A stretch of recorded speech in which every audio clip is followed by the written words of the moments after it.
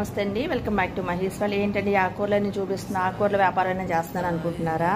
మా ఇంట్లో ఆకుకూర చేసి 4 రోజులు గ్యాప్ వచ్చిందండి. అందుకని చెప్పేసి ఈ 4 రోజులు గ్యాప్కి సరిపోయిన 4 రకాల ఆకుకూరలు అయితే తెచ్చి పడేశారండి. ఇదిగోండి, ఇవన్నిటిని ఇప్పుడు క్లీన్ చేసుకోవాలి. ఇప్పుడే ఓపెన్ చేశాను, చూస్తున్నారండి. ఇక్కడ జలగ ఎలా ఉందో, జలగ పట్టుకుని పీడిస్తుంది అంటారు, చూసారా? ఇదిగోండి ఎట్లా పట్టుకుని ఉందో. అందుకేనండి ఆకుకూరలు అంటే కొంచెం మాకు కష్టంగా అనిపిస్తుంది. మాకే కాదు, మనందరికీ ఎవరికైనా అంతే అనుకోండి. కాస్త జాగ్రత్తగా కట్ చేయాలి, లేకపోతే ఈ ఆకుకూరలో కూడా మనకి ముక్కలు తగులుతూ ఉంటాయి. ఇదిగోండి మెంతికూర,